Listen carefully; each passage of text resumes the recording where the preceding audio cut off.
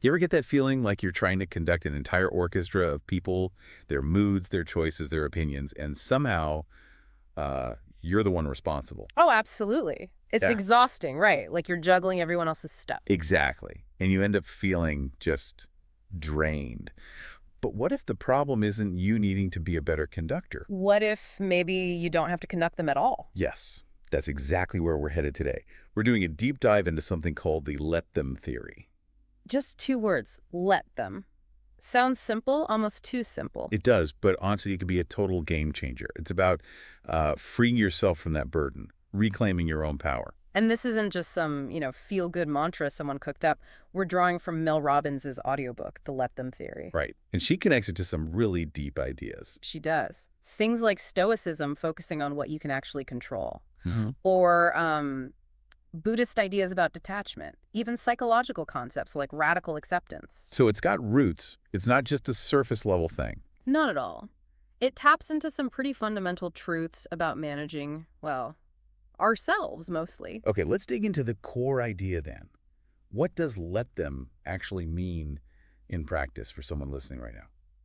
Well, at its heart, it's about consciously deciding where your focus goes instead of obsessing over what other people are thinking or saying or doing. Which, let's be honest, we can't really control anyway. Exactly. You can't. So instead of pouring energy into that, you deliberately pull that energy back into your own life, your own actions. Think about how much brain space that takes up. Trying to guess why a colleague is grumpy or what a parent's comment really meant. Right. You're constantly trying to manage their internal state. It's impossible. So let them is like a mental shortcut. Kind of. In that moment, when you feel that urge to fix or manage them, you just mentally say, let them be grumpy, let them have that opinion. It's acknowledging their stuff, their stuff, Mhm. not yours. Precisely. Their mood, their reaction, it belongs to them. You're not obligated to jump in and fix it. And that's where the power shifts, I guess. Absolutely. Because other people only have the power over your emotional state that you sort of give them. Every time you overreact or try to control their thing, you're handing over the controls to your own peace of mind. You got it. Let them is about taking back those controls, keeping the keys to your own inner state. So what's the payoff? If you start doing this, what changes? Oh, it's significant. First, think of the time and mental energy you save. It's huge. Less worrying, less analyzing. Definitely. You get more peace of mind because you're not getting tangled in their drama. And maybe the biggest thing, your happiness starts being tied to your actions, not theirs. You're not riding their emotional roller coaster anymore. Exactly. You're driving your own bus. That sounds good. Maybe almost too easy. But Mel Robbins tells this story, the prom night story. That really made it click for me. Yes, that's a great illustration. Her son Oakley's prom, totally different vibe from her daughter's proms, apparently. Much more casual. No big plans, no fancy dinner booked. Right. And then, wouldn't you know it, it starts pouring rain just as they're about to leave. Classic. And the parent instinct kicks in, right? Yeah. Must fix this. Totally. She starts scrambling, calling restaurants, worrying about them getting wet, trying to orchestrate this perfect evening that really wasn't hers to orchestrate. She's trying to manage the whole situation. Exactly. And in the middle of all this stress, her daughter Kendall just looks at her and says, Let them. "Yep, let them." Just like that. Wow. And what happened? Mel describes it as an immediate shift. Like the stress just dissolved. She realized, wait, this isn't my problem to solve. It's their prom. Let them figure out dinner. Let them deal with a bit of rain. It's their experience. Precisely. It wasn't her job to make it perfect. And that moment, that conscious release of control, that's what sparked the whole theory. It really makes you think, how often do we step in like that when we don't need to? Probably way more often than we realize. It's almost automatic sometimes. So let them is the tool to catch ourselves in those moments. Yes, but, and this is really important, that's only half of it. Right. There's the other crucial part. Let me. Exactly. Let them freeze you from managing others. But let me is where you actively take charge of yourself. It's the self-responsibility piece. So it's not just about letting go. It's about what you do next. Precisely. Let me is about self-awareness, knowing your triggers, your usual reactions. It's about self-compassion, being kind to yourself. Okay. And empowerment. Yes, recognizing you have choices.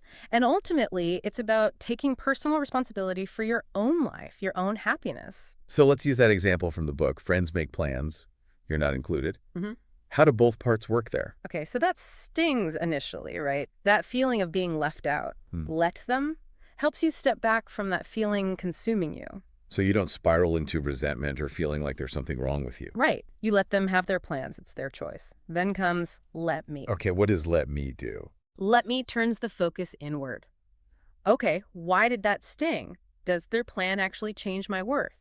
Let me helps you realize, no, it doesn't. So let me might mean let me reach out to someone else, or let me enjoy my own company, or let me understand why this bothers me. Exactly. You focus on your response, your actions, what you can control, instead of dwelling on what they did. It's about balance. It sounds like creating healthy space, not building walls. That's a great way to put it. You're not becoming cold or indifferent. You're just being intentional about your energy. And you mentioned this helps with stress. That seems like a huge benefit. Oh, definitely. So much daily stress comes from these little interactions, doesn't it? Someone's tone, someone cutting you off. Yeah, those small things can really throw you off your game. It feels like their stress becomes your stress. It can feel contagious. And Mel Robbins talked to Dr. Aditi Nurkar from Harvard about this. Stress isn't just a feeling, it's physiological. Right, it affects your brain chemistry. Exactly. It kind of hijacks your rational thinking part, the prefrontal cortex, and fires up the amygdala, your fight or flight response. So reacting to small stuff keeps you in that alert mode. Pretty much. If you're constantly triggered by other people's minor actions, you're living in a low-grade state of chronic stress, and that wears you down. Makes it harder to focus on your own goals, enjoy things. Absolutely. You can't stop someone being rude, but you can stop letting it derail your entire nervous system. That's where let them comes in again. You see, let them be rude internally, and it stops that stress spiral. It helps interrupt it. You choose not to let their behavior hijack your state. You control your response. Okay, that makes sense for in-the-moment stress. What about bigger things, like worrying about what people think of you?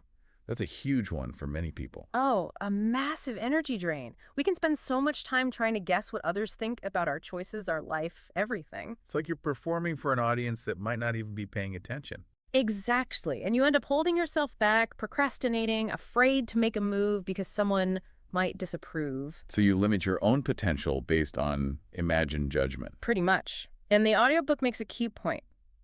People are going to have opinions anyway. Good, bad, indifferent. You can't control that. Family, friends, strangers online. Someone will always have something to say. It's just reality. So trying to please everyone or avoid all criticism, it's impossible. A losing battle. So how does the theory help here? 2 parts again. Let them have their opinions. Grant them that freedom, even if you disagree. It's their thought, not yours to manage. Okay, acknowledge their right to think what they think. And then the powerful part. Let me live my life in a way that I feel good about, that aligns with my values. So you shift from defense, worrying about their judgment, to offense, living your life proudly. Exactly. You're playing your game by your rules, not theirs. It's incredibly liberating. This seems to apply to emotional reactions too, like when people try guilt trips or get angry to get their way. Oh, yes, the emotional manipulation attempts. It's easy to fall into the trap of always trying to smooth things over, manage their feelings, keep them happy. You end up twisting yourself into knots to avoid their tantrum or disappointment. Right. You say yes when you mean no. You compromise constantly. It's exhausting. It really is. And Mel Robbins shares this amazing insight from her therapist. A lot of adults, emotionally, operate like 8-year-olds. Wait, really? Like an 8-year-old? Think about it. Sulking, silent treatment, passive aggression, guilt trips. Those are often childhood tactics to get needs met. Wow. Okay, that changes how you see those reactions. It does, doesn't it? Yeah. It makes it easier to apply the theory. Let them react. Let them have their tantrum, their sulk, whatever it You is. don't have to fix it or get drawn into it. Exactly. You give them space for their feeling without making it your responsibility. And then let me do what's right for me. Prioritize your own well-being. There. Set the boundary. Make the decision that serves your life, even if they don't like it initially. Their emotional reaction is theirs to manage, not yours. Precisely. You can be compassionate, but you don't have to be controlled by their emotional immaturity. Okay, this feels like peeling back layers of obligation. Mhm. What about comparison? Especially with social media, it's relentless. Ah, the comparison trap. It's so easy to scroll and feel less than, like everyone else has it figured out and you're falling behind. You see their highlight reel, and it makes your everyday life feel inadequate. Exactly. It breeds envy, self-doubt, sometimes even paralysis. You get stuck focusing on what feels unfair. So how does let them apply when someone else seems to have all the luck or success? It reminds you that you can't control their path, their timing, their opportunities, their successes. That's their journey. Obsessing over it is pointless. So internally, it's let them have their success. Yes, acknowledge it, maybe even find inspiration in it, but don't let it diminish you. And the crucial part is Let me focus on my own game. exactly. Let me focus on playing the cards I've been dealt. Turn that energy away from comparison and towards your own actions, your own progress. Some envy to action. I like that. Let's shift to relationships. Friendships change so much in adulthood. They really do. Mel Robbins calls it the great scattering after school ends. People move, lives diverge. The automatic closeness isn't there anymore. You don't just bump into people daily. Right, and expecting those old dynamics to continue just sets you up for disappointment. That's where let them helps. Let them move away. Let them focus on their family or career. Let them not be available 204/7. Exactly. Accept the reality of how adult lives work. The book mentions 3 pillars for adult friendship: proximity, timing, reciprocity. Proximity being close by. Timing being in similar life stages. Yeah. Reciprocity, mutual effort. And these things naturally shift. People move, priorities change, friendships evolve or fade. It's okay. But it's not just passive acceptance, is it? There's a let me too. Absolutely. For friendships, it's often let me go first. Adult friendships often require proactive effort. You have to be the one to initiate sometimes. Often, yes. Let me reach out. Let me suggest a coffee. Let me make the effort. Mel shares her own story of having to actively build a new circle after moving. So take ownership of building connections. Don't just wait. Okay? What about when you want someone else to change? Like for their own good. The desire to help someone change their habits, maybe health-wise or other choices, it usually comes from a good place, right? Yeah, you care about them, but just telling them what to do. Usually backfires. Pushing creates resistance. It bumps up against their need for autonomy. Why does pushing fail so often? Well, the book highlights a few reasons. Adults generally only change when they feel like it, when the motivation is internal. Not because someone nags them. Right. Also, we're wired to move towards short-term pleasure and away from short-term pain, even if long-term change is better. And then there's optimism bias. We all think we're the exception. That bad thing won't happen to me. Dr. Tully Sherritt's work, right? Exactly. So direct pressure often hits a wall. The theory suggests a different way. Not let them stay stuck, surely. No, but maybe let them find their own path. And let me try a different approach. The book suggests the ABC loop. ABC. Ask, model, celebrate. Ask open-ended questions to get them thinking. Model the behavior yourself, and celebrate any tiny step they take. So you create space for them to feel like it's their idea. Less confrontation, more facilitation. Exactly. It respects their autonomy while still gently influencing. That feels more constructive. Now, a tougher one. Someone you love is really struggling. Addiction, serious mental health issues. How do you help without enabling? That's incredibly difficult. The instinct is to rescue, to fix it for them, but constantly swooping in can actually undermine their recovery. The book says the more you rescue, the more they sink. Yes. It can prevent them from developing their own strength, from facing consequences, from finding their own motivation to heal. So what does let them mean here? It sounds harsh. It's not about abandoning them. It's more like let them face their struggle, let them feel the consequences, acknowledging that you can't make them recover. You can't want it more than they do. Exactly. Adults heal when they're ready. You can offer support like tossing them a ball, but they have to choose to catch it. You can't force them. So let me becomes about how you offer that support. Yes. Let me validate their feelings. Let me offer comfort. Let me believe in their ability to get through this. But also, crucially, let me set healthy boundaries. Protect your own well-being. Don't get dragged down with them. Differentiate between support and enabling. Especially for adults over 25, the responsibility shifts more to them. Right. It's a shift from rescuer to supportive presence with boundaries. Okay, last area. Romantic relationships. Commitment, acceptance, breakups. The theory applies here too. For commitment, it encourages honesty. Let me be honest about what I want, and let them be honest about what they want. Have the real conversation. And in an ongoing relationship. A big one is let them be who they are. Truly accept your partner now, not the potential you hope they'll become. Trying to change them breeds resentment. That requires real acceptance. And the let me part. Yep. Let me understand my own patterns. Let me take responsibility for my choices in this relationship. It's about self-awareness, too. And if it ends, breakups are brutal. They are. Here is partly let them go, allow the separation, and crucially, let me grieve. Don't bypass the pain. The book mentions no contact, like for a period. Yeah, often suggested for around 30 days, maybe longer, to break the connection patterns and let me heal. Focus on self-care. Research suggests it often takes around 11 weeks to start feeling significantly better. So allow the grief, focus on yourself, remove reminders, lean on friends. Let me move forward. Exactly. And underpinning all of this is let me love myself.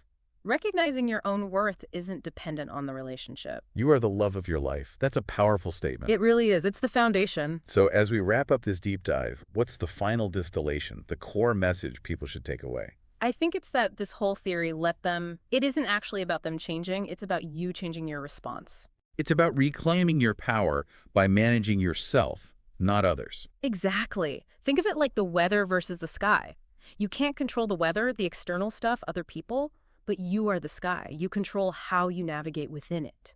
And the cost of not doing the let me part, of not taking that inner control, Is huge. It's missed opportunities, wasted energy, staying stuck, not living up to your own potential because you're too busy reacting to everyone else. Being extraordinary isn't about being special. Maybe it's just about learning not to get derailed by others. That's a big part of it. Stop pouring energy into the uncontrollable. Focus at where it counts. Your actions, your dreams, your choices. So it's an invitation to enter your let me era. Yes, let me take action. Let me pursue my goals. Let me set boundaries. Let me choose relationships that lift me up. And it all starts with that self-acceptance. You are the love of your life. That's the bedrock. Self-love, self-compassion. From there, everything else flows more easily. The power was always there, wasn't it? It was. It Yeah. is. This is just about recognizing it and deciding to finally use it, to build the life you actually want. Okay. Powerful stuff. Let me get started.